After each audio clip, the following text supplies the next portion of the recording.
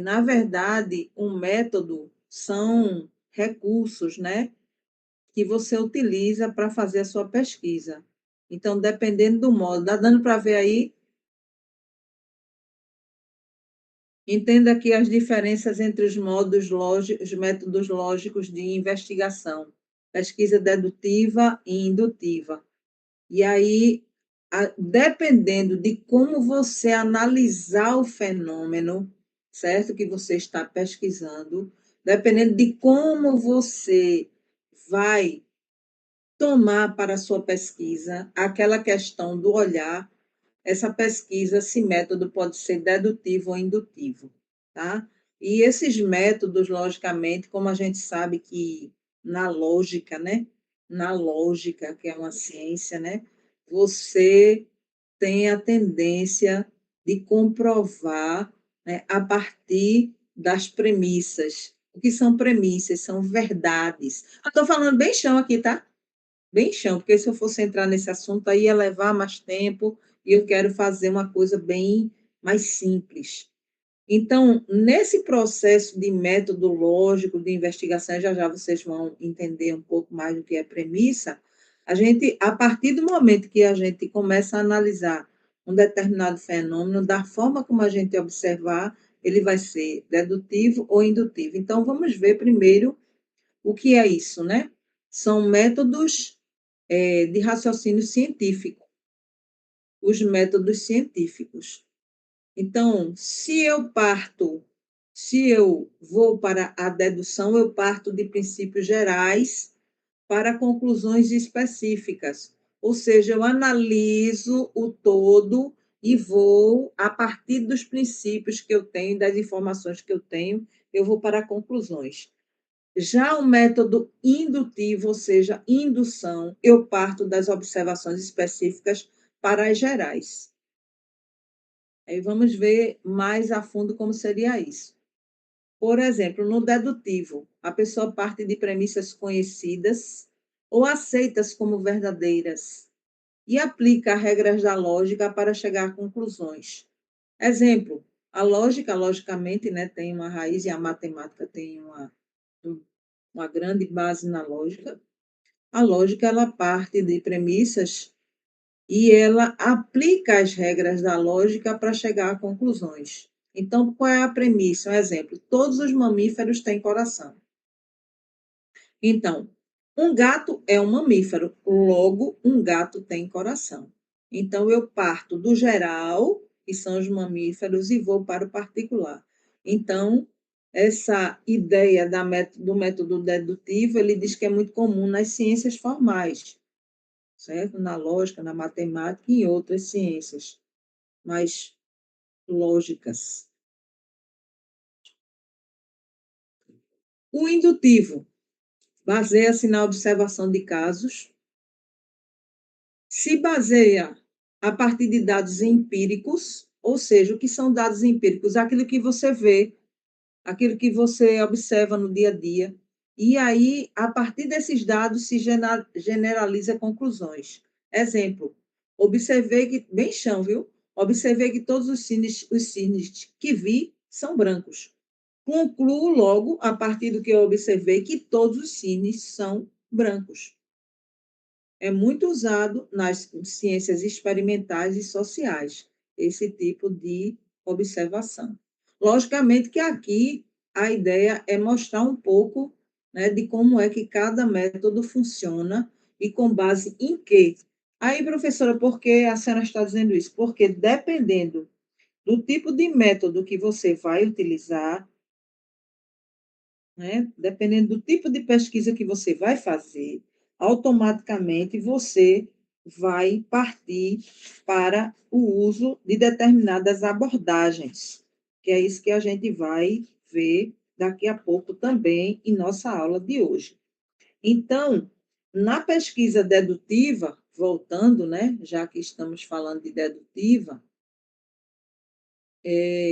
o ponto de partida, a característica do método dedutivo é que ele parte de teorias e leis gerais, já o indutivo das observações empíricas, ok? Então, você vai das leis gerais até aquilo que você quer recortar, ou então você parte de observações empíricas. E na pesquisa dedutiva, né, como a gente falou aqui, ela parte da teoria para os dados. Ou seja, é muito comum nas ciências sociais também você analisar, por isso que eu disse, gente, antes de começar qualquer coisa da pesquisa de vocês, leiam um pouco o que diz a teoria, porque a teoria ela vai ajudar você a enxergar aquilo que você está vendo na realidade. Ela vai ajudar você a recortar aquilo que você vê, ok? Então, por exemplo, para ainda exemplificar melhor, se eu, por exemplo, parto da hipótese, ok?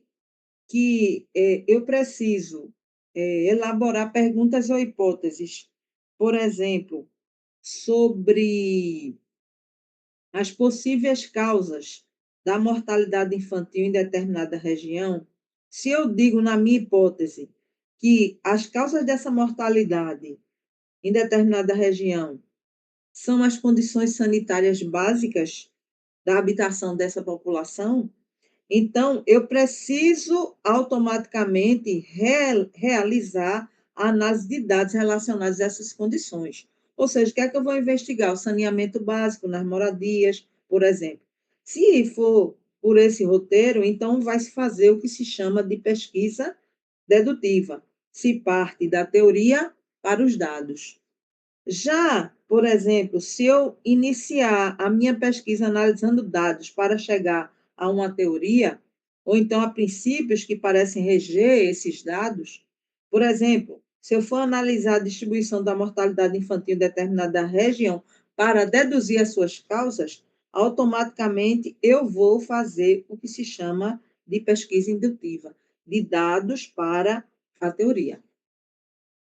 Então, o tipo de raciocínio aí que eu vou utilizar vai ser do geral para o específico, no dedutivo, e do específico para o geral, ok? Então, algumas citações importantes, né? A indução é o fundamento da ciência experimental, como diz Bacon, 1620. Na dedução, as conclusões estão contidas nas premissas, Popper. E a escolha do método depende do tipo de pesquisa e da pergunta investigada, ok? Aí, aqui, um negocinho bem leve, né? Eu não sei se vocês, só para fixar, né? Um pesquisador observa que várias plantas morrem com excesso d'água. Então, ele conclui que regar demais prejudica as plantas. Qual é o método aqui? Aí a premissa, a questão número 2. A partir da teoria da gravidade, um físico calcula a trajetória de uma bola lançada. Que tipo de método é esse? Quem quer responder? É só dizer se é indutivo ou dedutivo, só.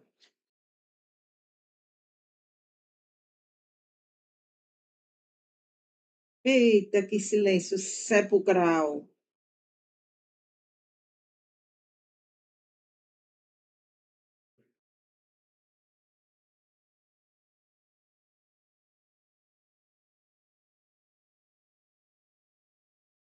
Eita, vamos lá, né?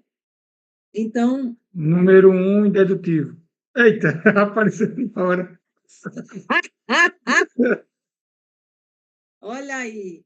Ele vai, a partir do que ele observa, ele vai induzir, e a partir da teoria, ele vai calcular, que é o dedutivo. Entendeu, seu Amaury?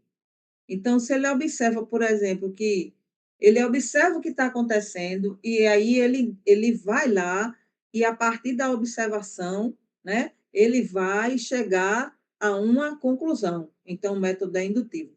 A partir de uma teoria, ele calcula a trajetória de uma bola lançada, ele está usando o método dedutivo. Só recapitulando, olha aqui. O dedutivo parte de teoria, de leis gerais, e o indutivo parte das observações. No dedutivo, é do geral para o específico, e no indutivo é do específico para o geral.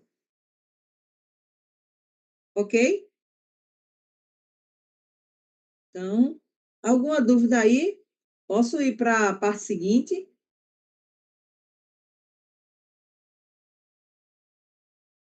Posso? Fácil, não tá?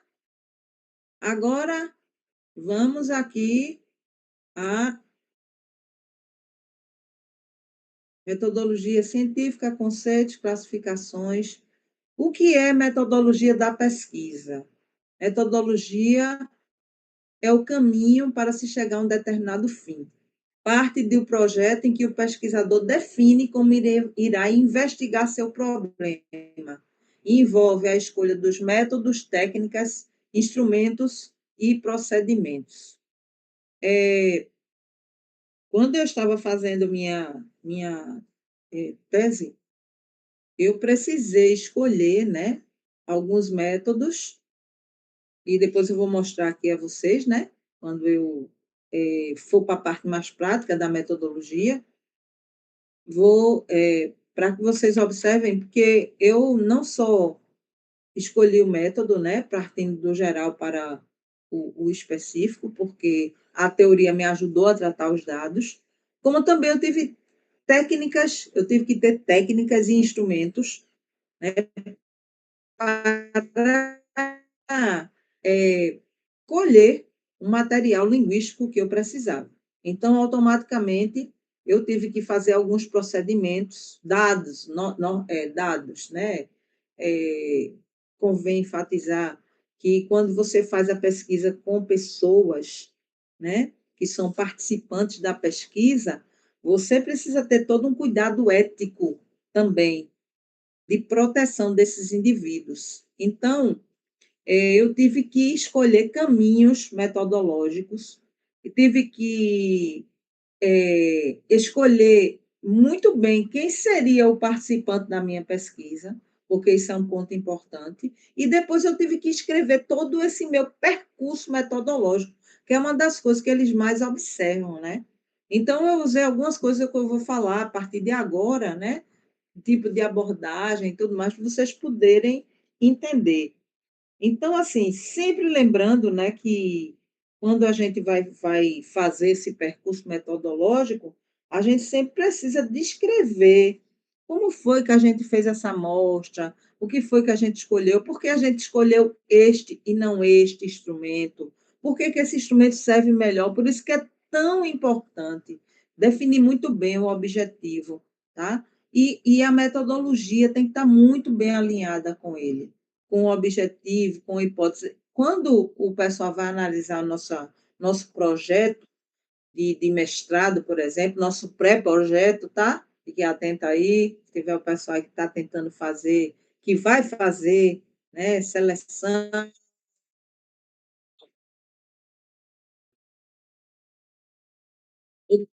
que até já se inscreveu, né, parece que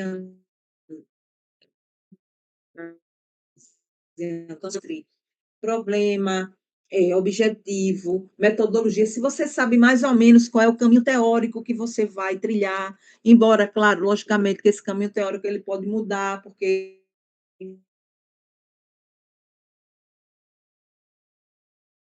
coisas para você analisar, né? Porque você começa analisando um determinado material e de repente você percebe que aquela teoria não foi suficiente ou que você precisa encontrar mais um autor para lhe falar daquele dado que apareceu, né, no seu fenômeno, no fenômeno que você está investigando.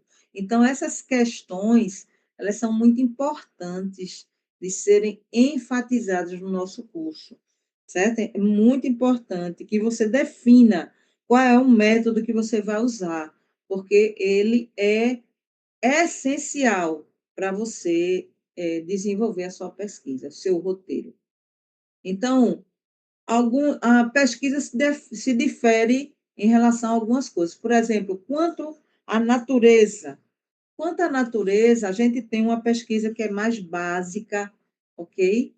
De acordo com o Gil, é uma pesquisa que visa gerar conhecimentos novos, úteis e não têm uma aplicação prática prevista. Oi, pois não.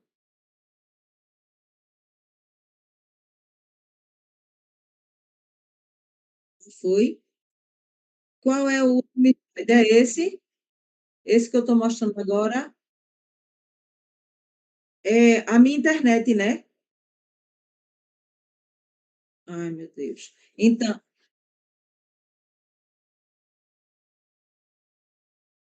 sim, olha só, tão importante, né? Eu não estou vendo, tá, vocês realmente precisam fazer feito o Ju, abre o microfone e fala. Aí, veja, na seleção de mestrado, no pré-projeto da seleção de mestrado, convém enfatizar que a banca ela está analisando o seu projeto a fim de verificar se o seu problema e se a sua hipótese estão bem alinhados com o seu objetivo e se o seu objetivo está bem alinhado com a sua metodologia. Veja, claro, logicamente, se você tem um recorte, um recorte de fundamentação teórica, certo? Que está ali, que é uma base. Tem peso, mas não tanto, tá? Porque, na verdade, eles querem saber se você sabe bem para onde você vai com a sua pesquisa. Claro, logicamente, é um pré-projeto de mestrado, ele vai mudar, porque a partir do momento que você estiver ali pagando as cadeiras, você vai ver minhas teorias, os dados também, que você vai pesquisar, eles podem se modificar e mostrar para você que você precisa de outro recorte teórico, metodológico.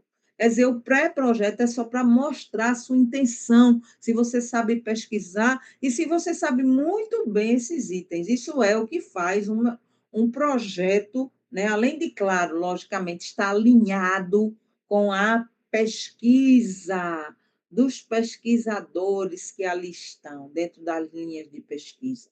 Isso é fundamental, eu falei na aula anterior e volto a enfatizar aqui.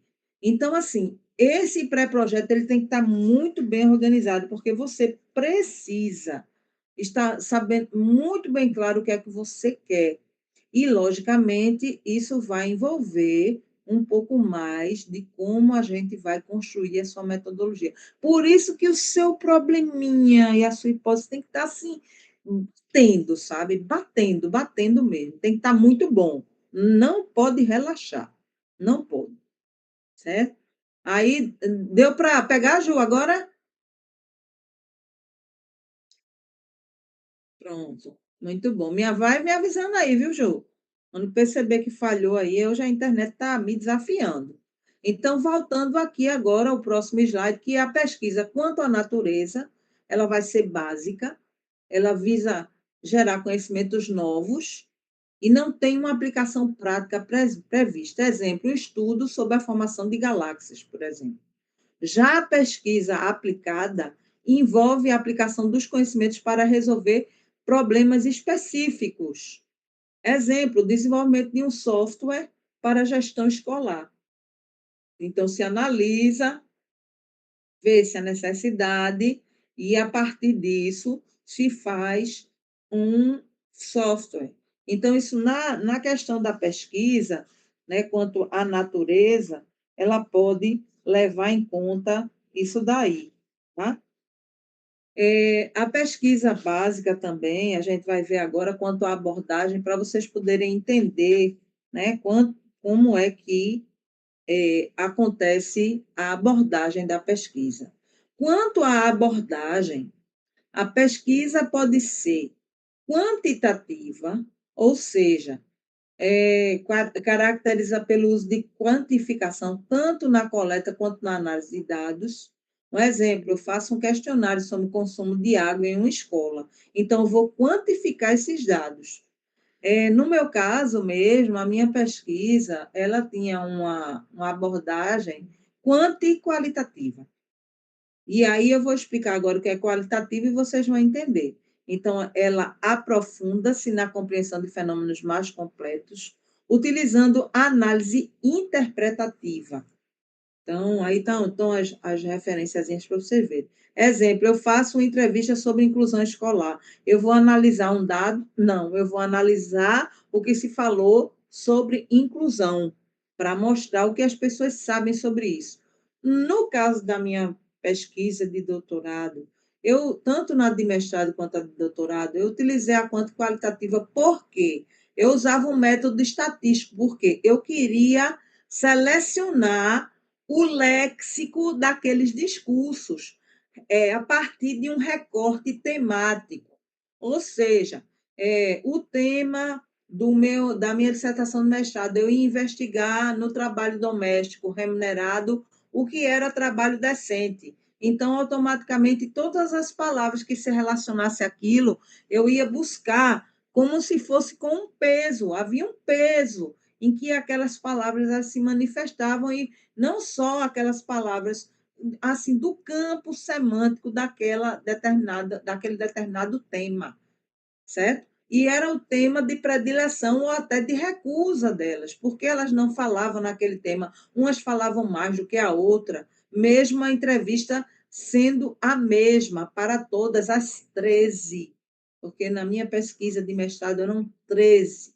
E aí, nesses recortes, eu fui, a partir do léxico e das palavras que apareciam com mais frequência, eu fiz um gráfico, né, a partir do recorte do Excel, porque esse era um sistema, foi um software paramétrico que foi desenvolvido por um francês, e esse software, ele ajudava ele tinha um link com as planilhas do Excel, e aí me dava esse peso, e a partir desse peso e desses recortes, eu ia no local e pensava os trechos de discurso para analisar. Por isso que ela é quanto e qualitativa. Eu faço questão de explicar. E vou mostrar a vocês como foi que eu fiz a minha abordagem quanto qualitativa, tanto no mestrado quanto no doutorado, certo? Vai ser o assunto da próxima semana.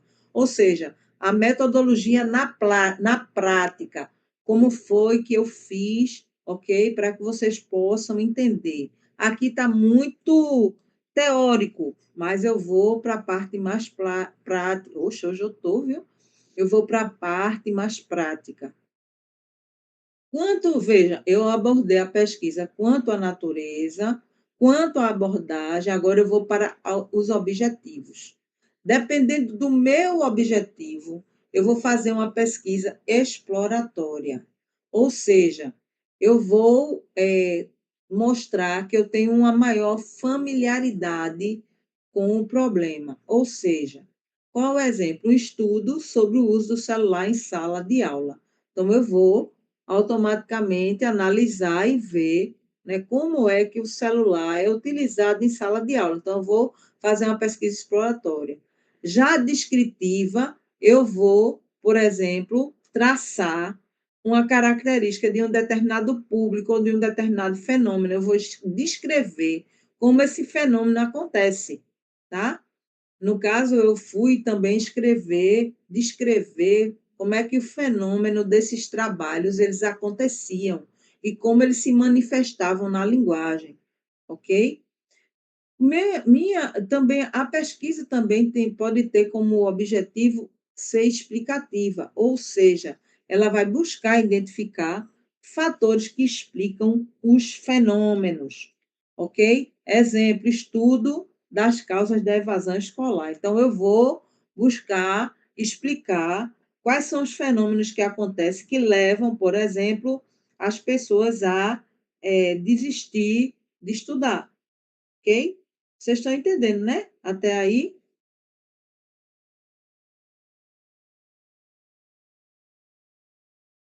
A natureza dessas classificações.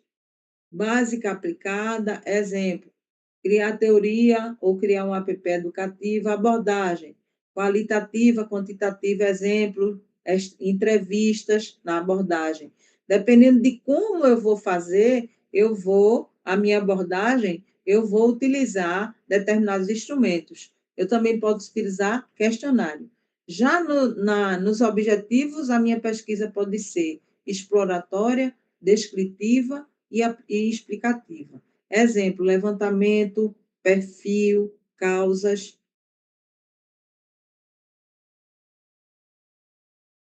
Deixa eu voltar aqui. Antes de entrar, eu vou parar, voltando para cá, continuando.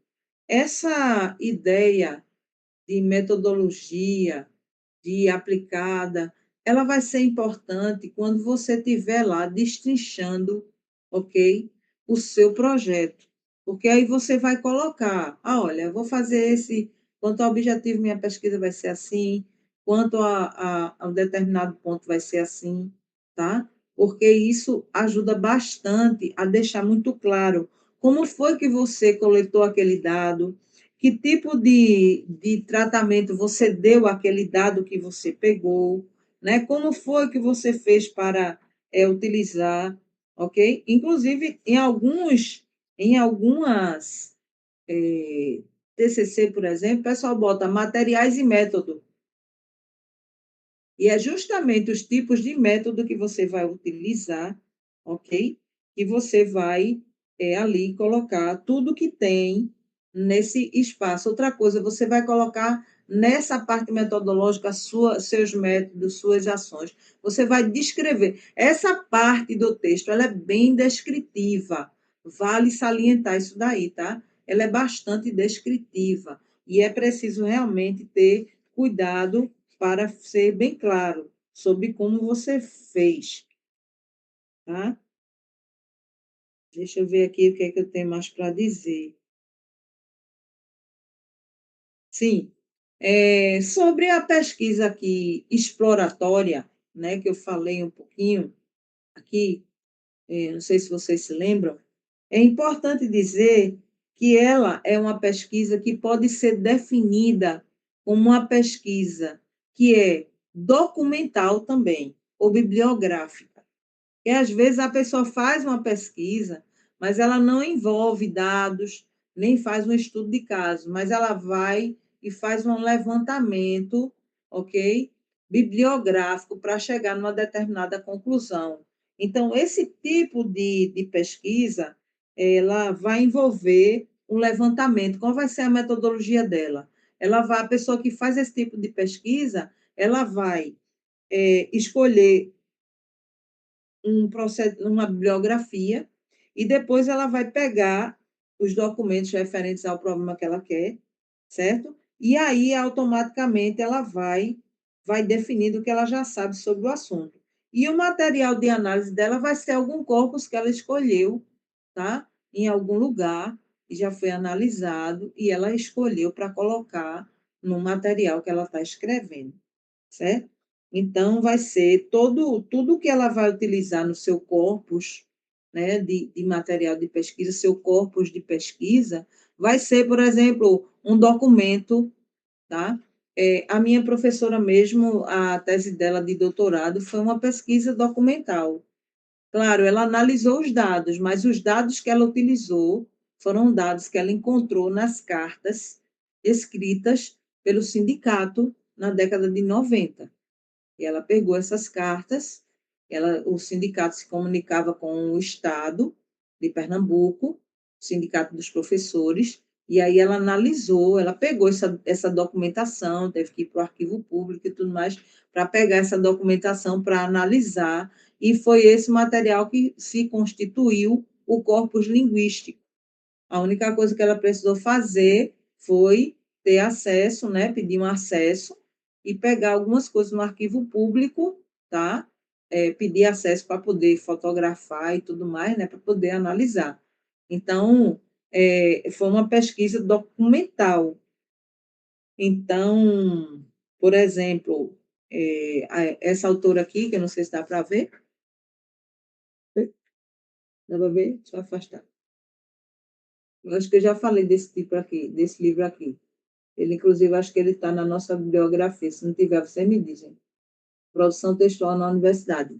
E ela diz, por exemplo, ela usa um exemplo. Um exemplo disso seria o estudo de práticas sociais e comerciais na época das descobertas de novos territórios, como o Brasil, a partir de bibliografia de outros autores e documentos ligados às viagens de navegação. Então, alguém vai fazer uma pesquisa, né, principalmente os historiadores, E, evidentemente, eles vão se basear em documentos históricos, né, para constituir.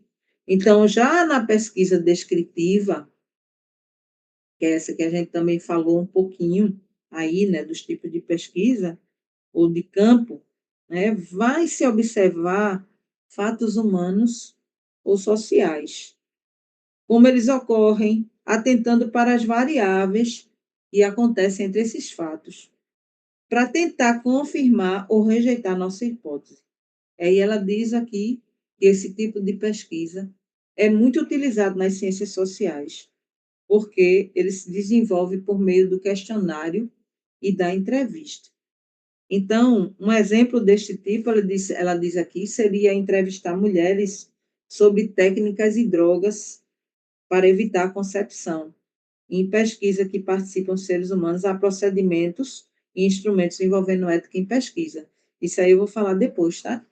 Verifique-se a necessidade de incluir o termo de consentimento livre esclarecido. Eu vou explicar também o que é isso, com a assinatura das pessoas, e, além disso, vai ser necessário elaborar um termo de confidencialidade. É, inclusive, uma pesquisa, eu tive que dar entrada no comitê de ética, analisar meu projeto, e assim, como eu procurei fazer tudo direitinho, graças a Deus foi aprovado. Mas, assim, tem projeto que vai e volta. Você tem que abrir uma página de rosto, você tem que fazer tanta coisa. É tanta coisa, minha gente, que tem que fazer. Mas não desistam, não, é fácil. Quem for fazer pesquisa de mestrado e doutorado, que for ver com comitê de ética, tem que ter esse cuidado. Quem for fazer um TCC, que é uma coisa mais simples, também precisa fazer o termo de livre consentimento.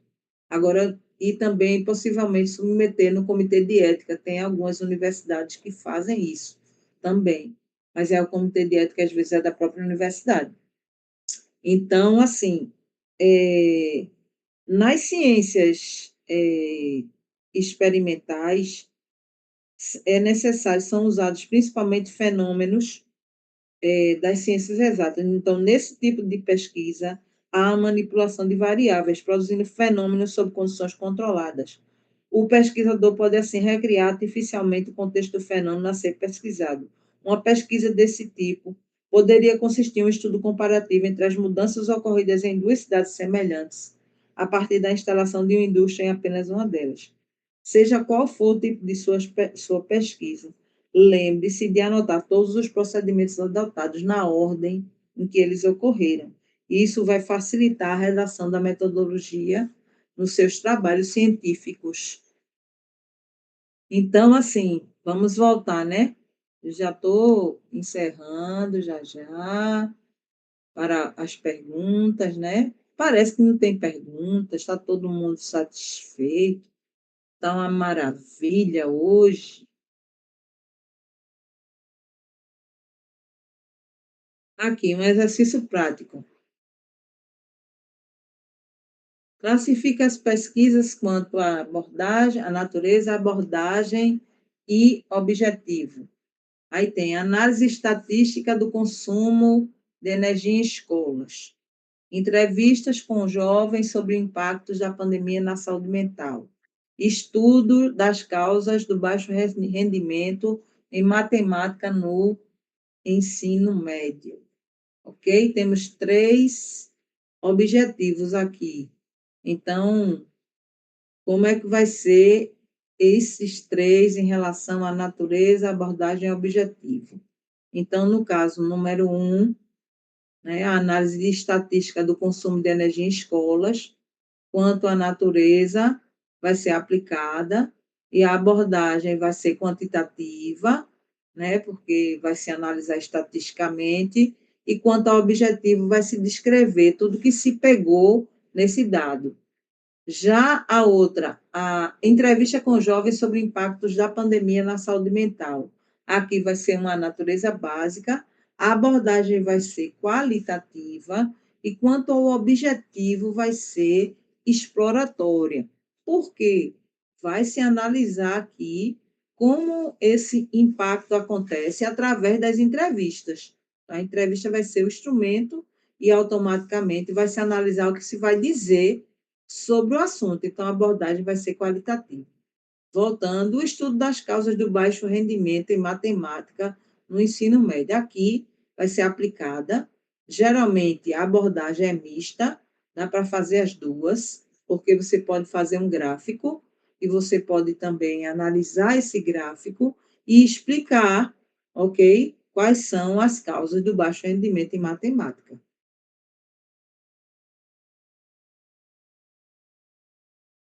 Pronto?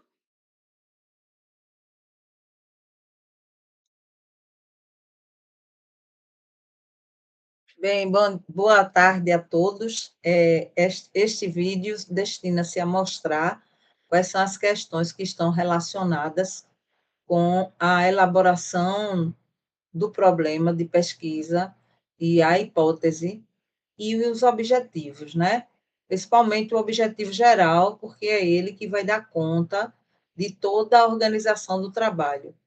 E eu, ao pedir que vocês elaborassem, fizessem dentro do seu próprio projeto, ou daquilo que querem escrever como artigo de opinião, eu automaticamente pedi para vocês elaborarem esse problema e essa hipótese. E também o objetivo geral. E é isso que eu vou analisar agora. Eu trouxe alguns exemplos aqui de objetivo e hipótese, uns bem organizados, outros nem tanto, para a gente discutir. E também quero mostrar um pouco do que pode ser, né, os objetivos, do que podem ser os objetivos específicos dentro desse objetivo geral. E mostrar, claro, aquilo que não ficou tão bom assim, que pode ser melhorado. Este é o objetivo principal deste vídeo. E, para isso, eu vou apresentar aqui alguns excertos que eu recortei dos trabalhos que vocês produziram, né, para mostrar o que foi feito por vocês mesmos e a gente poder, nessa aula, analisar. Então, vamos lá, vou começar a apresentar aqui.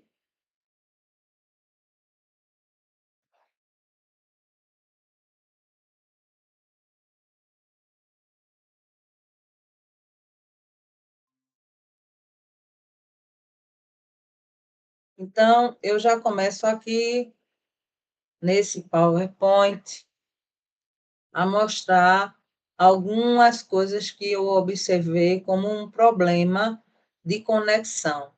Inclusive, eu até não entendi, eu não sei se vocês estão sendo orientados nos trabalhos de vocês a colocar várias hipóteses.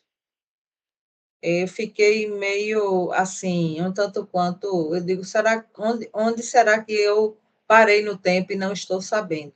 Porque eu observei isso nesse exercício e teve outra pessoa que me mandou um projeto que tinha no projeto várias hipóteses. E esse projeto da pessoa que me enviou é um projeto a veras, tá? Projeto de mestrado. E aí eu disse, bom, o que é que eu ainda não estou sabendo, né? Fiquei me perguntando. Então, aqui, quando se fala de tema, aí o tema é apoio pedagógico no ensino superior. O recorte, como o apoio pedagógico no ensino superior é muito amplo, a pessoa recortou e botou a disciplina de estatística oferecida a estudantes calouros, oriundo da rede pública, nos cursos do Centro de Ciências Agrárias aplicadas da Universidade Federal de Sergipe. Problema: existe demanda e viabilidade para a implantação de uma sala de apoio pedagógico voltada a calouros com déficit de aprendizagem estatística dos cursos de ciências agrárias da UFES? Primeiro problema no problema que eu achei é que o problema está muito. A pergunta está muito longa. Aí eu fiquei: existe demanda e viabilidade para a implantação voltada a calouros com déficit de aprendizagem. Aí veja, quando eu fui analisar o problema, ou melhor, a hipótese, aí eu vi que cada hipótese apontava para uma coisa diferente. Se eu estiver errada, né, eu analisei e observei que cada hipótese vai para um lugar diferente.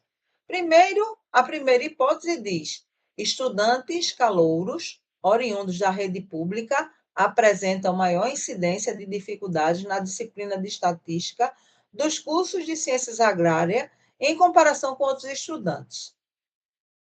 Aí, bom, isso aqui eu vou mostrar com essa hipótese, o meu objetivo seria mostrar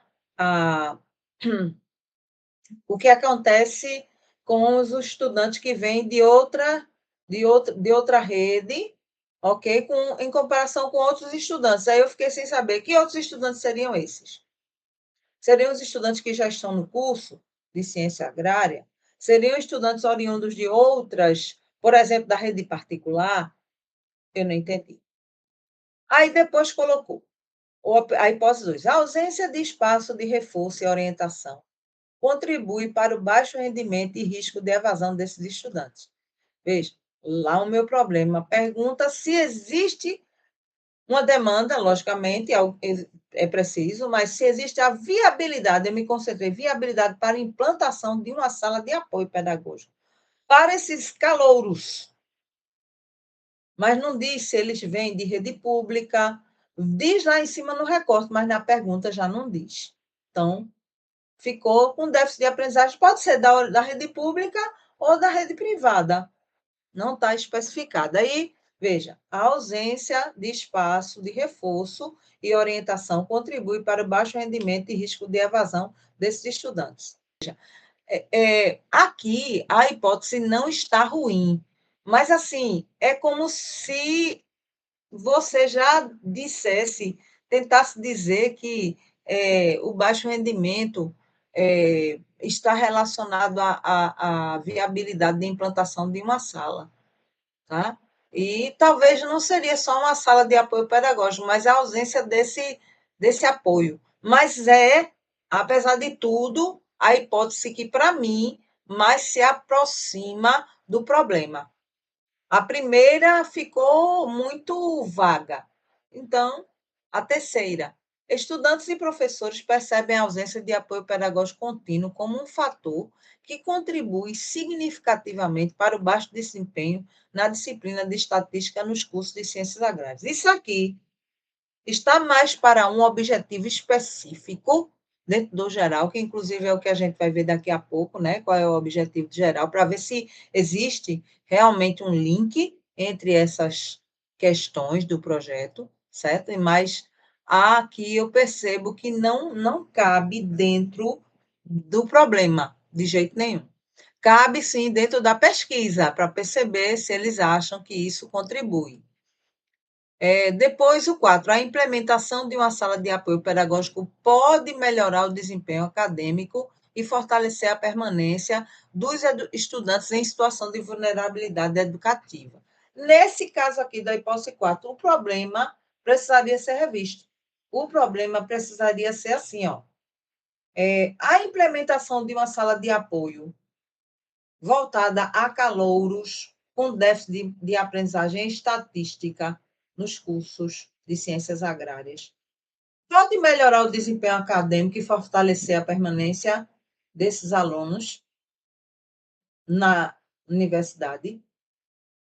Então, aqui, a pergunta tinha que ser diferente, porque a resposta seria que a implementação pode melhorar o desempenho acadêmico e fortalecer a permanência dos estudantes nos cursos de ciências agrárias. Então, desempenho de apoio pedagógico em estatística, porque é a disciplina que visa se trabalhar aqui, é a disciplina que atrapalha a permanência dos alunos. Então, assim, é preciso tomar cuidado com aquilo que eu vou perguntar e com aquilo que eu vou responder, porque o problema, ele me ajuda, mas a resposta a ele recorta ainda mais e deixa ainda mais claro o que eu quero. E se eu não quiser fazer problema e hipótese, mas pelo menos eu parto de algum lugar e traço um objetivo geral. Agora, bora ver, né, como é que ficou o objetivo geral. Investigar as dificuldades de aprendizagem enfrentadas por estudantes calouros, oriundos da rede pública de ensino, na disciplina de estatística dos cursos do Centro de Ciências Agrárias Aplicadas da Universidade Federal de Sergipe, com vistas à implementação de uma sala de apoio pedagógico. Aqui a gente tem o objetivo mais centrado, mais voltado para o problema. E mesmo assim, o problema ele ainda não está bom. O problema não está bom. E se a gente for analisar, talvez aqui o número 2. Porque é uma misturada aqui, está uma salada de fruta, entendeu? Essa ideia aqui. Então, qual é o objetivo da pesquisa? É investigar, é fazer com que os estudantes tenham já a implementação? Não. É investigar essas dificuldades desses estudantes, ok? Nessa disciplina em específico, dentro dessa universidade, para quê? Para que isso justifique a implementação de uma sala de apoio pedagógico. Então, a ideia é essa. Então, se a gente for analisar, o problema e as hipóteses, ou deveria ser só uma, mas o problema e as hipóteses que a pessoa elencou realmente não estão sendo satisfatórios, ou seja, não estão conectados.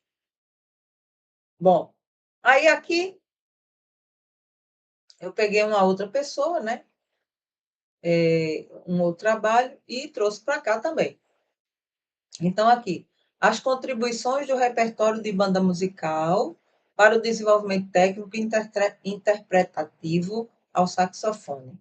Aí aqui eu já botaria interpretativo, eu não sei se o ao cabe ou do saxofone, ficou esse ao aqui, mas tudo bem, essa parte aí, isso pode ser resolvido. A pergunta é: quais são as contribuições do repertório da banda musical para o desenvolvimento técnico e interpretativo ao saxofone? Aí, veja, não tem hipótese. A pessoa preferiu não responder. Tudo bem, até porque é um projeto de mestrado, lógico, possivelmente. Aí, a questão é, se não tem hipótese, mas seria interessante, né? Porque ela iria ajudar muito, mas aí a pessoa foi direto para o objetivo. Então, aqui eu já percebi uma conexão maior, porque aqui a pessoa botou analisar quais são as contribuições do repertório da banda musical para o desenvolvimento técnico e interpretativo ao saxofone. Esse é o objetivo geral da pesquisa da pessoa, tá?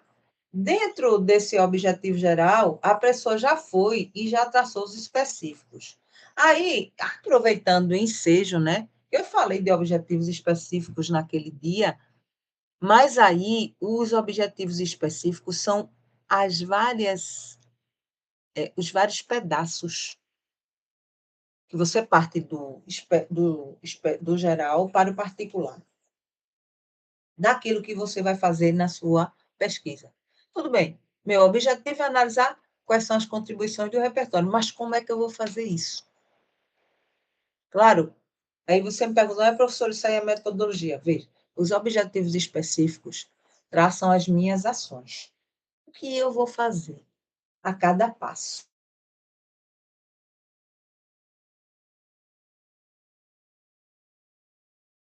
Atingir o objetivo, quais são as várias fases do objetivo?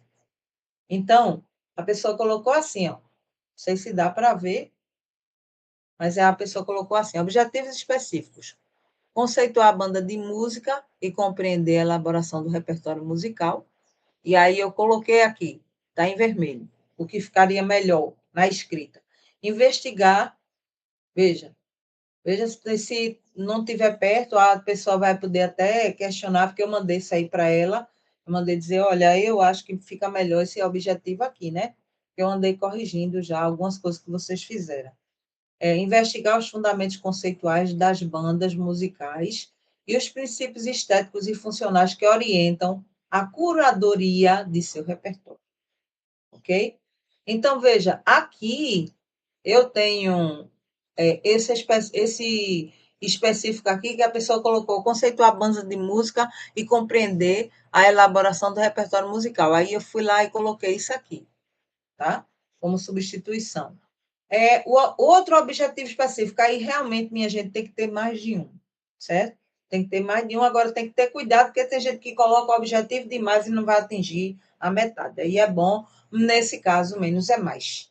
A pessoa colocou 4, colocou o outro. Conceituar as técnicas de saxofone e as interpretações mais recorrentes no repertório da banda musical. Veja, eu fiquei até.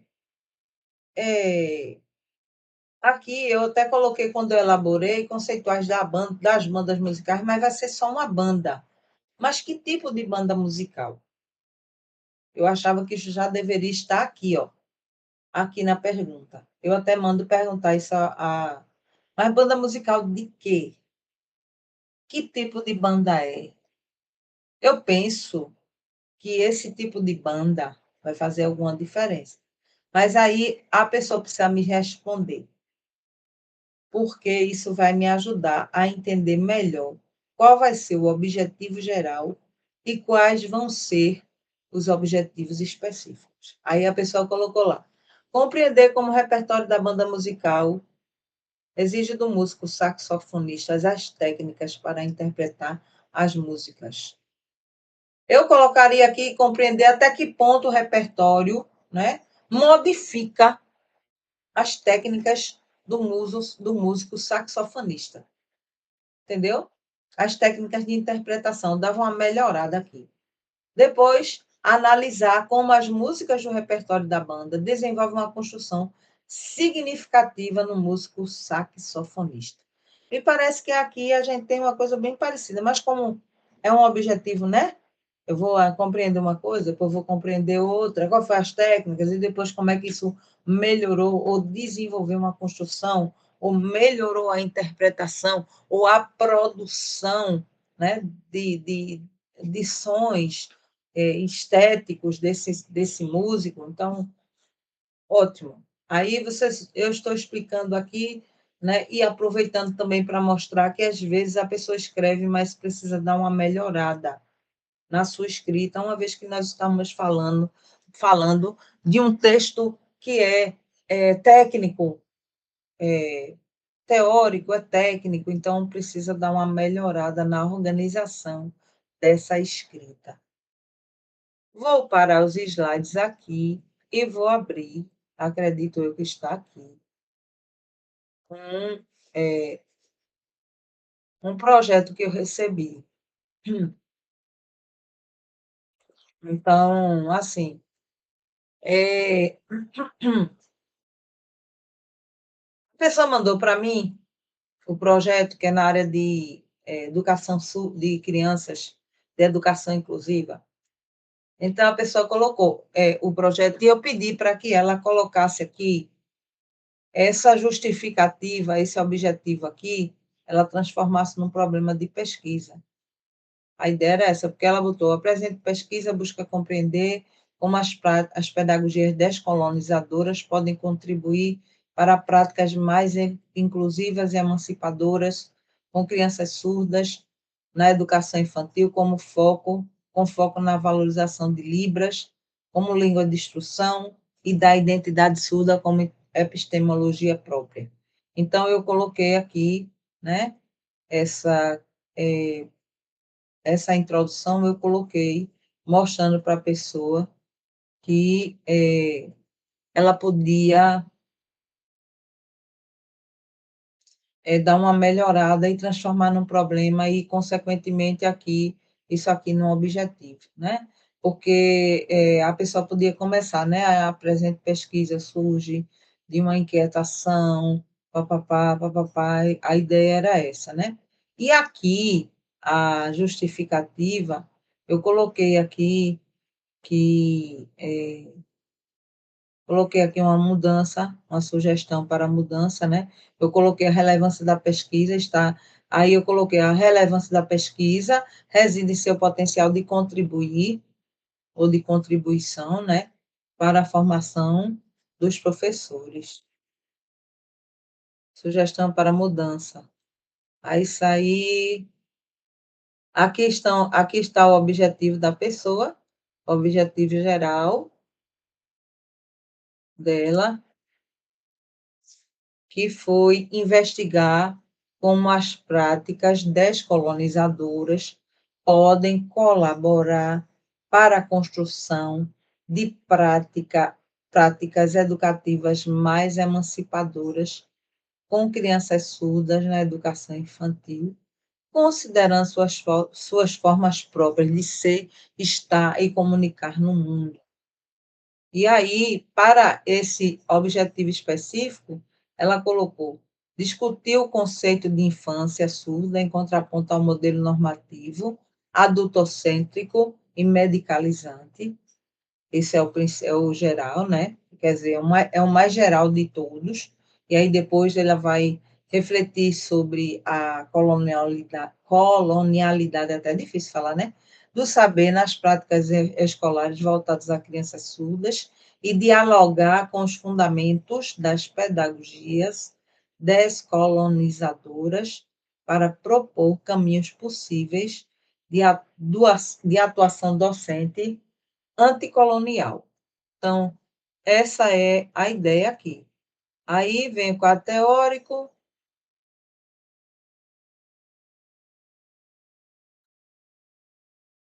Aqui eu pedi para ela mexer nessa parte da releitura analítica dos dados e registros.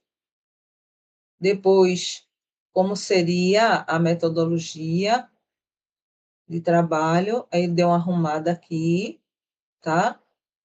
Para a gente poder ver, né, esse estudo será desenvolvido com base em uma abordagem qualitativa, por meio de revisão teórica. Eu acho até que eu já mostrei essa metodologia aqui a vocês. Então, esse trabalho aqui, ele não está ruim, tá? Ele tem algumas coisas para dar uma melhorada, né? A pessoa também, a pesquisa ainda está numa fase muito embrionária, isso aqui é um pré-projeto de mestrado, e a pessoa está tentando, né, nessa área e resolveu tentar por aqui, nesse projeto. Deixa eu ver se tem outro aqui. Deixa eu fechar. Pois bem, analisando ainda, né, voltando um pouquinho à questão do projeto, e da pergunta e da hipótese, eu encontrei um outro projeto, dessa vez essa pessoa me mandou o projeto inteiro, né, e eu comecei a mexer naquilo que ela mandou para mim. Eu achei interessante recortar e copiar aqui para a gente refletir, porque só mostrar coisas prontas, bem organizadas e papapá, não é o meu grande objetivo. Eu quero trabalhar também em cima daquilo que vocês produzem que pode ser melhorado. E eu gostei muito que essa pessoa mandou esse projeto para mim, sabe? Eu achei maravilhoso, porque assim eu pude intervir. Deu um trabalhinho, né? Lógico, porque a gente tem que ler com calma, analisar, rever, pensar como é que pode ser melhor escrito. E aí a pessoa vem e vai e faz a seguinte pergunta. Ela colocou: como as nossas emoções podem influenciar o processo de aprendizado e socialização escolar? Aí a hipótese foi: as nossas emoções influenciam no nosso bem-estar e comportamento, dividindo sentimentos negativos e positivos, dificultando ou melhorando nosso desenvolvimento pessoal e profissional. A educação emocional é uma abordagem pedagógica que visa desenvolver habilidades no aluno para que ele possa aprender a reconhecer, entender e gerenciar as próprias emoções e as dos outros de maneira saudável. Aí eu coloquei: para isso são utilizados diversos recursos, como a inteligência emocional. Aí eu botei assim: essa hipótese não me parece clara. Por quê? É, quando ela pergunta como as emoções podem influenciar o processo, né, o problema já começa na pergunta. Porque se eu vou perguntar como pode influenciar o processo de aprendizagem e socialização escolar, eu, inclusive, preciso delimitar melhor onde socialização escolar de quem. Então, eu preciso estar muito amplo. Por isso que a hipótese não ficou tão clara também. Porque aí, quando vai chegando ao final, aí já dá para a gente analisar, né? Que é educação, A questão era como a educação emocional pode influenciar no processo de aprendizagem e socialização escolar.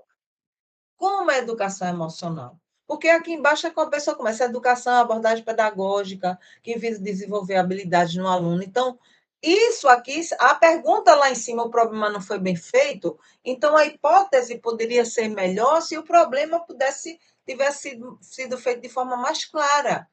Tá? E o objetivo aqui é falar da educação emocional. Observe se eu não estou errado, se eu não estou certa. Aí a pessoa foi lá e colocou. A pesquisa tem como objetivo a importância da existência de projetos e programas nas escolas que falem sobre saúde emocional e assegurem um ambiente de trabalho e aprendizagem saudável, inclusive para docentes e alunos do ensino fundamental 1 e 2. Aí eu achei que ficou muito amplo, aí eu fiz uma espécie de escrita aqui, né? Aí botei. A pesquisa tem como objetivo destacar a importância da implementação de projetos e programas na escola que abordem a saúde emocional, garantindo um ambiente de trabalho e aprendizagem saudável, inclusive para docentes e alunos do ensino fundamental 1 e 2. Eu ainda acho que está muito amplo. Eu coloco, inclusive, para a pessoa, não seria melhor você colocar só esse ambiente, essa saúde emocional para os estudantes, um ambiente, inclusive, saudável para os estudantes, porque se você abrir o leque para docentes e alunos, é muita coisa. Ainda mais alunos do ensino fundamental 1 e 2. Tem que delimitar mais.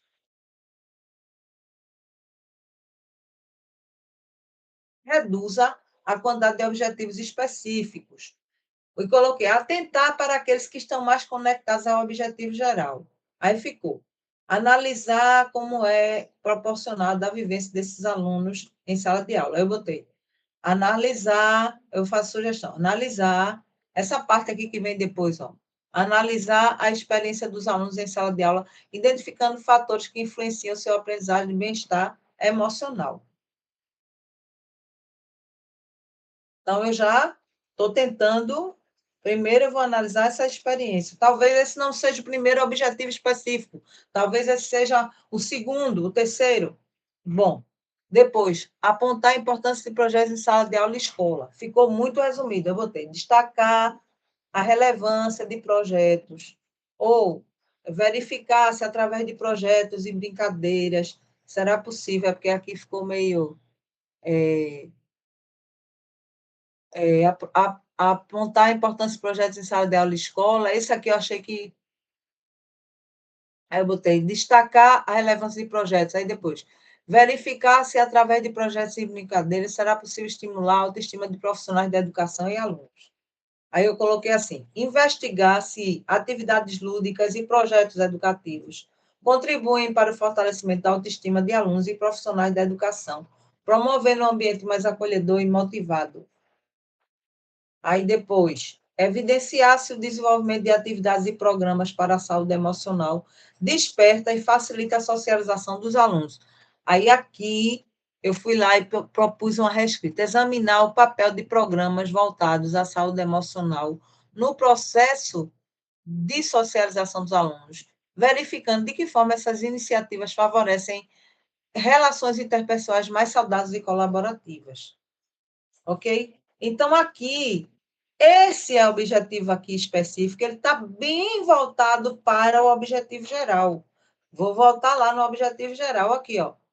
Analisar, objetivo analisar, destacar a importância de implementação de projetos e programas que abordem a saúde emocional, garantindo um ambiente de trabalho e aprendizagem saudável, inclusive para docentes. Aqui eu ainda mudaria, deixaria só para crianças, que é muita coisa para você.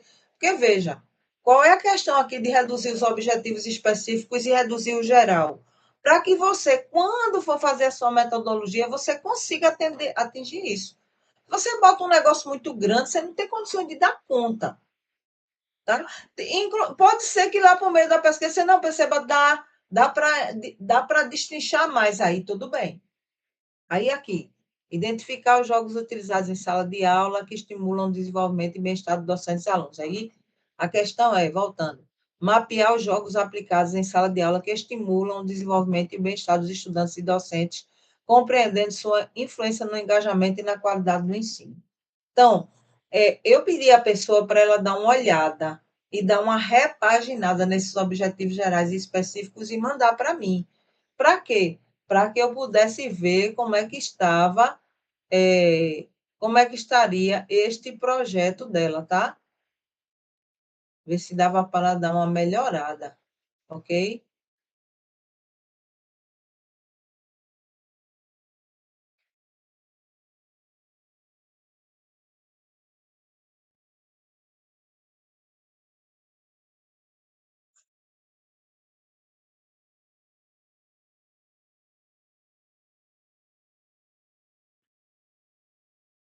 Então, a ideia é essa, é fazer com que vocês pensem, quando eu detalho o meu problema de pesquisa, quando eu elaboro uma hipótese e um objetivo, automaticamente eu estou direcionando melhor minha pesquisa. Tudo que eu for fazer tem que partir dali. Eu preciso estar sempre analisando, até a minha fundamentação teórica. O que eu vou escrever tem que estar de acordo com aquilo ali. Que, inclusive, é o que eu vou, a próxima aula de hoje, a próxima aula, depois dessa, vai ser terminar as questões de metodologia. Como fazer uma metodologia? Né? Quais são as ferramentas que eu posso utilizar? Então, tudo isso a gente pode, vai ver na próxima aula. Essa, por agora, é a aula em que eu falaria sobre quais são as relações e a conexão que eu tenho que ter entre o meu problema, a minha hipótese e o meu objetivo geral e o meu objetivo específico. Ok? Deixa eu colocar aqui. Ela coloca assim, né? É um projeto de pesquisa. Ela colocou. O presente projeto de pesquisa tem como tema a identificação e avaliação de fatores ergonômicos nas atividades de serventes de carpintaria e suas implicações sobre a produtividade. O objetivo principal é desenvolver um sistema de análise que permita comparar padrões de movimentação produtiva com padrões de movimentação associados à fadiga. Para isso, serão utilizados métodos inovadores, como o software Kinebolt, para monitoramento de movimentos, o questionário bipolar de dor para avaliação da fadiga e um formulário para levantamento de perfil dos trabalhadores. A pesquisa será aplicada em 2 grupos de amostra, totalizando 60 trabalhadores, com análises quantitativas e qualitativas, que buscam correlacionar os fatores ergonômicos com a produtividade nas atividades diárias. Do ponto de vista social, este estudo é relevante por contribuir para a melhoria das condições de trabalho, promovendo o bem-estar físico e psicológico dos trabalhadores da construção civil. Além disso, a redução da fadiga e o aumento da eficiência podem gerar benefícios ergonômicos significativos, tanto para os trabalhadores quanto para as empresas do setor. Aí ela vem para os resultados, aí coloca a palavra-chave, né? Aqui tem umas correçõezinhas, né? Vocês sabem que eu faço, e ela está esperando por isso também. Ela disse que queria que eu olhasse o projeto dela bem direitinho.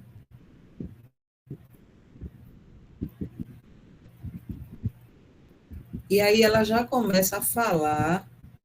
Deixa eu ver se é aqui mesmo.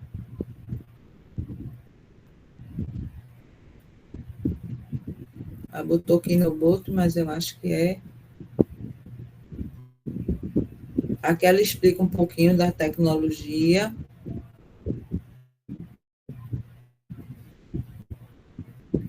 Aqui o problema de pesquisa e as principais hipóteses, né? Ela botou aqui vários problemas de pesquisa, eu fiquei sem entender muito problema de pesquisa, não sei se é uma coisa que o projeto dela, que a área dela permite, né? Eu fiquei sem entender isso aqui, depois eu vou até conversar com ela para entender, porque vocês sabem, né? Cada área ela tem uma forma de ser, né? Deixa eu ver se é aqui. E ela tem várias hipóteses, olha só isso, gente. Objetivo principal, Aí aqui já começa a fundamentação teórica. Eu vi, tem uma parte que é bem...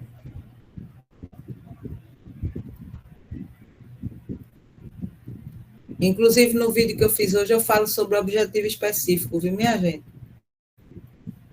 Hoje vale a pena ver lá.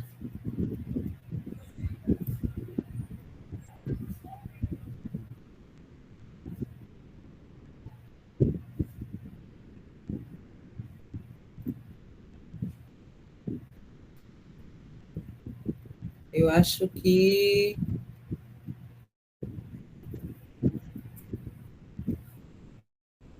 aqui ela fala um pouquinho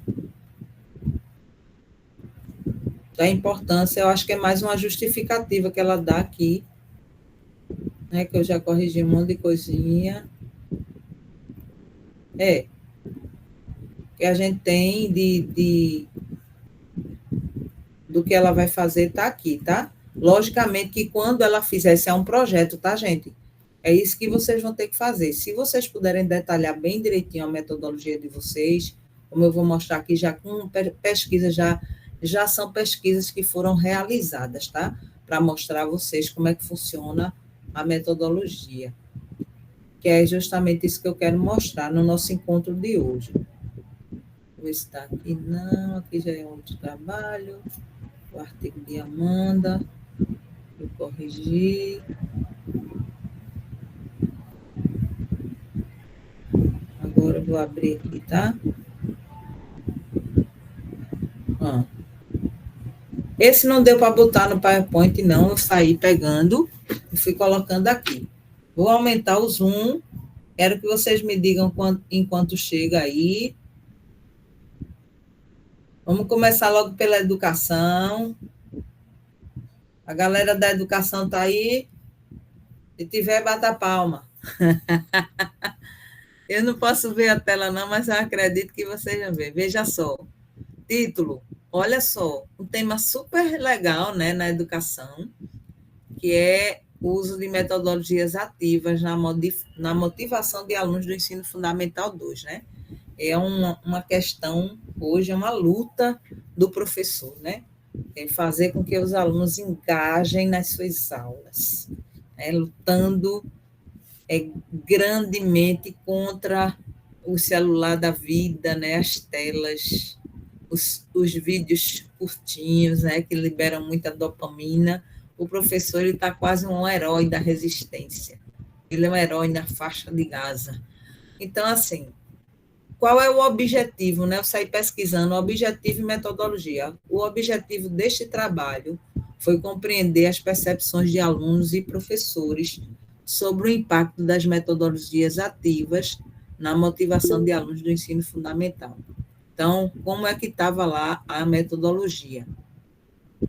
A presente pesquisa adotou uma abordagem qualitativa de natureza descritivo-interpretativa, buscando compreender as percepções de alunos e professores sobre o uso de metodologias ativas. Não era para ver a percepção? O estudo foi realizado em uma escola pública municipal do Ensino Fundamental 2, localizada na Zona Sul do Recife, Pernambuco, envolvendo 3 turmas do 8º ano, 75 alunos e seus respectivos professores de língua portuguesa e matemática, 6 professores. Está vendo? Importante informar esse dado. Não é para informar o nome dos professores nem dos alunos, nem a série, nem o nome da escola. Basta dizer que tipo de escola é, né? Se é pública, se é privada, de que ensino é, onde fica, mais ou menos, né?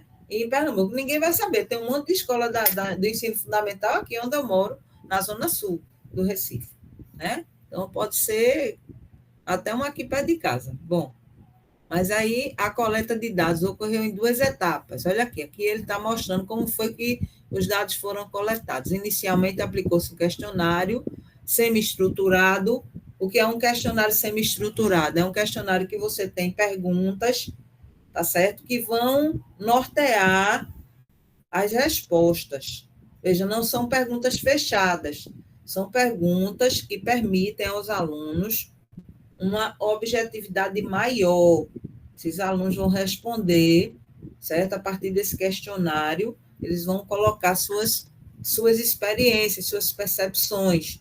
Porque se for de marcar, aí tem que ser um questionário objetivo, não semi-estruturado, tem que ser um questionário totalmente estruturado.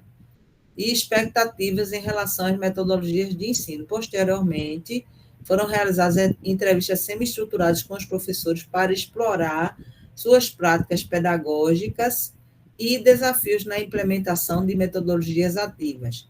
Além disso, foram conduzidas observações participantes de sala de aula durante o período de 4 semanas, focando na interação entre alunos e professores e no engajamento nas atividades propostas. Aí, por que a observação participante, né? O que é uma observação participante? O observador vai para lá, para a sala de aula, e ele fica analisando como é que o professor trabalha a sua metodologia e como é que o aluno ele está ali naquele processo, se ele engaja ou não engaja, já que metodologia de ensino ativa prevê que o professor ele não seja o agente, né, ativo da sala de aula. O aluno tem um envolvimento maior no seu próprio processo de ensino, a aprendizagem. A metodologia ativa, grosso modo, é isso, tá? Então, os dados coletados foram submetidos à análise de conteúdo temática, conforme proposto por Bardan, 2011, né, um teórico da área. Para quê? Para identificar padrões, categorias e inferências que permitissem a compreensão aprofundada do fenômeno estudado. Muito importante dizer isso, que existe uma teoria que vai dar uma categoria para você analisar o que você encontrou. Isso também é importante dizer. Aí as informações dos questionários foram tabuladas e analisadas estatisticamente de forma descritiva, frequência e percentual, enquanto as transcrições das entrevistas e os registros de observação foram codificados e agrupados por temas emergentes, tá? Isso aqui ainda não é análise do dado, isso aqui é dizendo, olha, eu fiz desse jeito. Então, eu peguei os dados que coletei e submeti à análise de conteúdo temática, a qual me deu os critérios de análise, que é muito importante no processo de construção de uma pesquisa, tá? É muito importante deixar. Agora, veja, não tem nada diferente aqui, não tem nada do outro mundo, não tem nada que vá além. Não, está tudo tranquilo aqui. Aí vem a análise interpretativa da obra Prelúdios para Violão. Isso é de música agora. De Heitor Villa-Lobos, sob a perspectiva da performance histórica. Objetivo geral: analisar interpretativamente e performaticamente os 5 prelúdios para violão de Heitor Villa-Lobos, sob a perspectiva da performance histórica. Certo? Não sei nem para onde vai isso aqui. Depois eu chamo César, se ele tiver aí, Blancárdio, para eles falarem alguma coisa, depois no momento de, se eles quiserem falar algo, tá? Inclusive, aqui tem até um probleminha, né? Que é quantitativa, pegadinhas. Este estudo empregou uma abordagem quantitativa de caráter exploratório e descritivo, com foco na análise interpretativa e performática dos 5 prelúdios para violão de Heitor Villa-Lobos. A pesquisa bibliográfica inicial, certo? Então, aqui você tem já, o autor aqui já está mostrando que ele vai para a parte bibliográfica e vai dizer como foi que ela foi feita. Concentrou-se em obras de musicologia, teoria musical e história da performance, visando embasar a compreensão do contexto composicional e interpretativo do período. Se vamos voltar aqui, né? O objetivo é analisar interpretativamente e performaticamente, ok? E aí, qual vai ser quais serão os óculos? Performance histórica. Por isso que ele coloca aqui, ó. Análise interpretativa e performática é a forma como esses 5 prelúdios que já estão ali compostos, e não precisa entrevistar ninguém, eles já estão ali como um documento, para uma análise documental. E aí, a pesquisa é bibliográfica e vai se centrar primeiro nessas questões. Depois, a metodologia de análise musical utilizou uma combinação de análise estrutural, forma, harmonia e melodia, e análise interpretativa, articulação, fraseado, dinâmica e rubato, conforme as propostas de Schenker e Forte, adaptadas ao repertório violonístico. Ainda vai, sai de violão e vai para o repertório violonístico, que é o repertório desses autores aí, Schenker, não sei nem se eu estou falando certo, e Forte. Além disso, foi realizada uma audição comparativa de gravações históricas de intérpretes renomados, como André Segovia e Julian Bram, para identificar elementos de performance e tradição interpretativa. Então, observe que foi um caso foi feita uma análise bem arrumadinha, tá vendo? E por isso que está explicando que é exploratória, e é interpretativa, porque vai analisar como é que sucedeu nos prelúdios, vai mostrar depois como foi feita essa análise musical e interpretativa, análise estrutural, na parte da estrutura, análise interpretativa, como foi feita, com base em uma proposta, porque tem que ter uma proposta de alguém, mas essas pessoas se basearam no repertório violonístico ao invés de violão. Aí, para a dimensão prática da pesquisa, foi desenvolvido um estudo de caso envolvendo a preparação e a execução dos prelúdios. Registros em áudio e vídeo da performance do pesquisador foram realizados em ambiente controlado. O que é um ambiente controlado? Você prepara toda uma situação, né, para realizar, não existe muita interferência naquele ambiente controlado, que é diferente, por exemplo, da pesquisa anterior, que aquele ambiente não é controlado. Ali tudo vai acontecer. Esse não. Esse foi pensado, organizado, ele analisou, preparou antes, executou para depois registrar como foi essa performance. E aí a análise dos registros foi feita através de autoavaliação crítica e também de avaliação por um grupo de especialistas, professores de violão e musicólogos, utilizando uma rubrica, o que é uma rubrica de avaliação, critérios de avaliação específica para uma performance histórica. Os dados foram triangulados para identificar convergências e divergências nas interpretações. Possivelmente, pelo que eu entendi, foi feita uma análise e uma proposta, uma comparação dessas gravações por intérpretes renomados e, possivelmente, com esse registro feito pelo próprio pesquisador, né? Ele fez lá, ele fez a sua performance e aí ele deu para fazer eu acho que possivelmente uma comparação, para identificar onde foi que eles convergiram e onde foi que eles divergiram, possivelmente, e também para ver, não só isso, né, talvez esse grupo de professores de violão e musicólogos, né, fizeram essa análise e ele foi triangular com essa análise que ele fez, a própria autoanálise dele, a autoavaliação crítica e a avaliação dos professores, para ver onde é que eles convergiam e onde é que eles divergiam, tá? Então, isso é em música, viu, minha gente? Pense no universo. Engenharia civil agora. Eu vou pular a engenharia, quer dizer, pulo? Não, vou pular não. Será que dá tempo, meu Deus? Acho que dá. Vamos lá, vamos para a engenharia civil, aqui já é outra coisa, tá? Análise comparativa de desempenho de concretos com adição de resíduos de borracha de pneus reciclados. Objetivo geral, avaliar e comparar o desempenho físico-mecânico de concretos que incorporam diferentes percentuais de resíduos de borracha de pneus.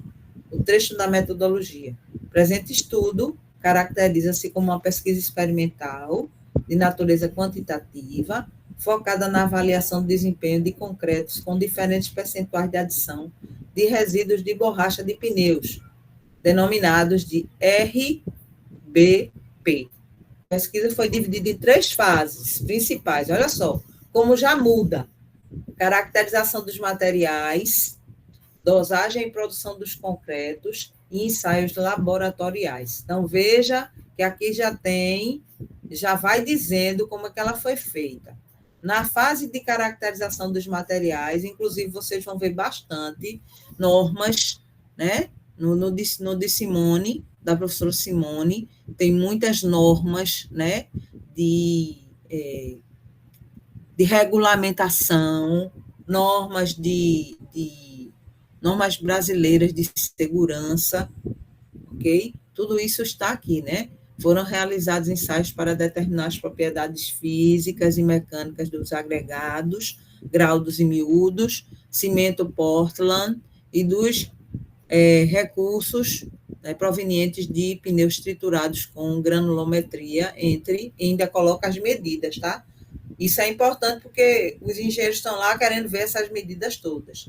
Então, os ensaios aí, a fase de dosagem e produção, envolveu a criação de um traço de referência e outros traços com substituição parcial do agregado miúdo por RBP em percentuais de 5%, 10%, 15% e 20% em massa. Foram moldados corpos de provas cilíndricos para ensaio de resistência à compressão e prismáticos para ensaio de módulo de elasticidade e resistência à tração na flexão.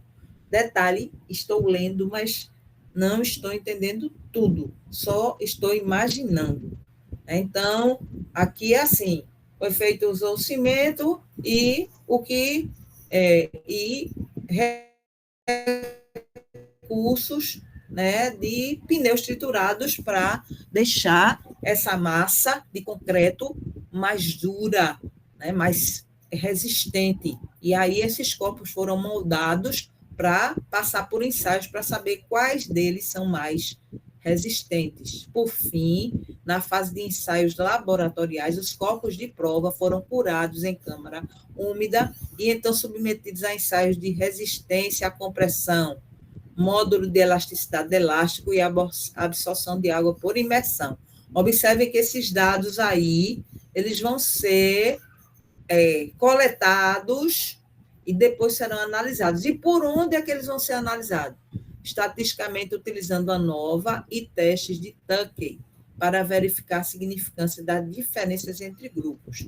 Aí, aqui, logicamente, quando a pessoa estiver fazendo lá o desenvolvimento do seu trabalho, o que vai acontecer? Ela vai mostrar, vai dizer melhor como é que esses dados que foram coletados foram analisados por esses 2 critérios, ou seja, esses 2 sistemas, tá? Importante colocar aqui, ok?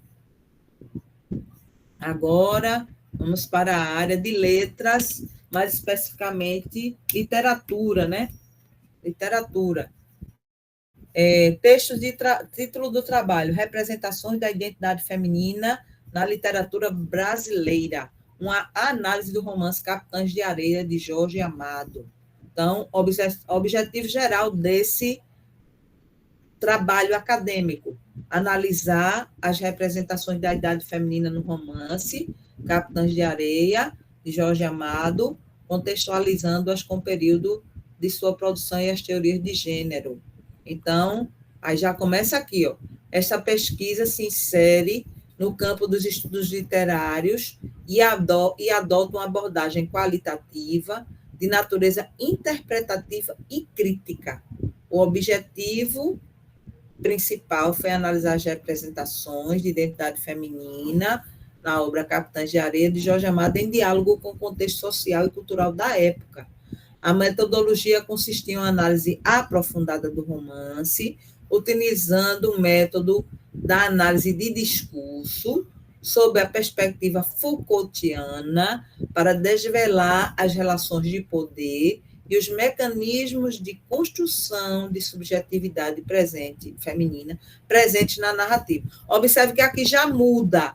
Como se trata de literatura, uma coisa um tanto quanto mais subjetiva, e é necessário analisar, certo? Essa identidade através dos excertos da obra, e aí, geralmente, o pessoal da literatura vai buscar as análises do discurso, né? Foucaultiana vem do Foucault, né? O Michel Foucault, que é um dos teóricos da análise do discurso.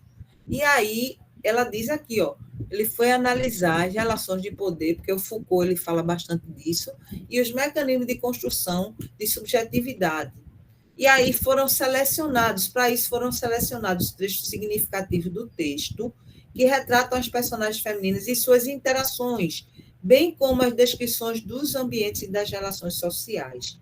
Então, tudo isso mostra e dá para a pessoa uma, como é que eu diria, categorias de análise disso que foi retirado. Aí, adicionalmente, né, desse trabalho, foi realizada uma revisão bibliográfica extensiva sobre a obra de Jorge Amado, o modernismo brasileiro, a condição da mulher na sociedade baiana dos anos 30 e os estudos de gênero na literatura. Essa base teórica subsidiou a interpretação dos dados textuais, permitindo a identificação de padrões, rupturas e ressignificações nas representações da idade feminina. A pesquisa buscou, assim, não apenas descrever as representações, mas também problematizá-las à luz das teorias feministas e dos estudos culturais. Aí aqui já está mostrando, né, como é que vai fazer essa revisão bibliográfica, como foi que essas representações foram feitas e como essas teorias, inclusive de gênero e de estudos culturais da época, fizeram como é que eu diria? Fizeram uma busca por esses dados, né? Ajudaram a buscar esses dados, a ver esses ambientes que o autor colocou aqui, tá? Essas interações aqui.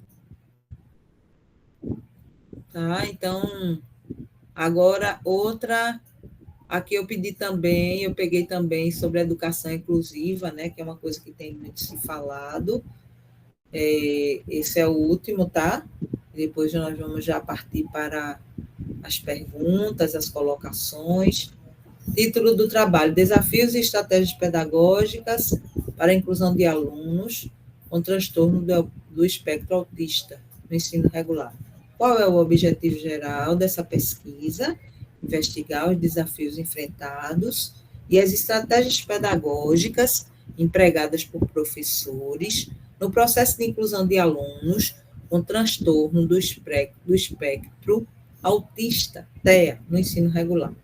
Então, este estudo adotou uma abordagem qualitativa com delineamento de estudo de caso múltiplo, visando investigar os desafios e as estratégias pedagógicas utilizadas por professores no processo de inclusão de alunos com transtorno de espectro autista no ensino regular. A pesquisa foi desenvolvida em 2 escolas da rede pública do ensino fundamental de Recife, Pernambuco, selecionadas por possuírem histórico de experiência com a inclusão de alunos com TEA. Observe que aqui o autor desse estudo ele já fechou. Ele colocou por que ele escolheu essas 2 escolas. Ele já fecha, ele diz que elas têm histórico de experiência com inclusão. Então, ele vai mostrar agora de como foi que ele compôs a amostra, 6 professores, 3 de cada escola. Aqui ele botou 3 de cada escola, né? Seriam 3 de uma e 3 de outra, que atuavam diretamente com alunos, além de 3 coordenadores e 2 diretoras, uma de cada escola. Coleta de dados ocorreu por meio de entrevistas semi-estruturadas, já expliquei aqui, com professores, e para perceber quais eram as percepções, experiências e os recursos que a escola dispunha, no caso aqui os gestores e professores é que vão responder isso, né, com bem cuidado, principalmente os gestores, e também foram realizadas observações participantes em sala de aula para perceber se havia interação entre alunos, professores e colegas nessas adaptações curriculares e metodológicas. Porque quem não trabalha com a educação, mas imagina que para haver inclusão é preciso haver adaptação no currículo e nas atividades. Documentos como projetos políticos pedagógicos, planos de aula, também foram analisados. Importante, né? O que é que o pessoal está fazendo? Existe um plano de aula? Não existe? Como é que o professor faz o planejamento dele para isso?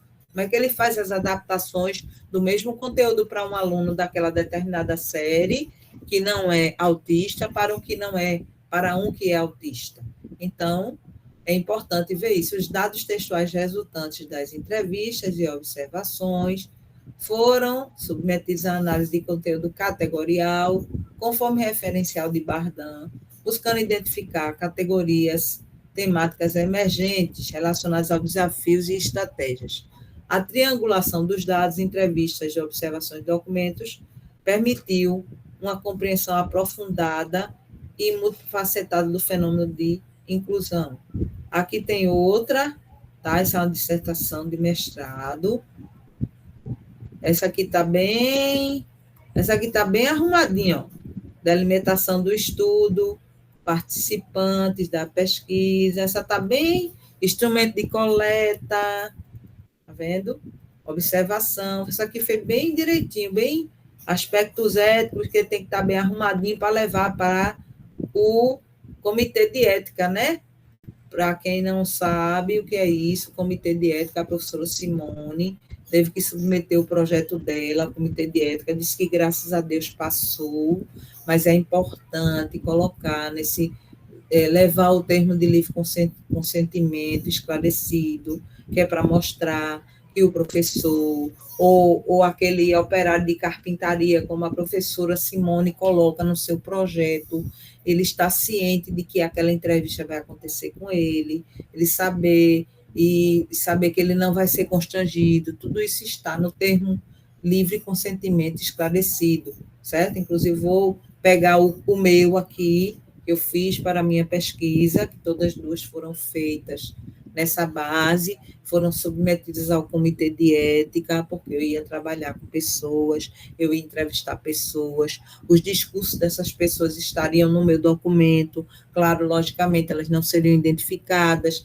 mas elas seriam qualificadas, eu falaria da profissão delas, eu falaria da idade, e uma série de informações, né? Então, assim, elas precisavam estar cientes de todos os passos da minha pesquisa, tudo isso tem que estar nesse documento, para que elas possam depois embaixo assinarem e dizerem se concordam ou não participar. Caso concordem, sabem de tudo o que vai acontecer. E caso elas discordem, no próprio termo de livre consentimento, elas são livres para desistir de participar da pesquisa a hora que elas quiserem.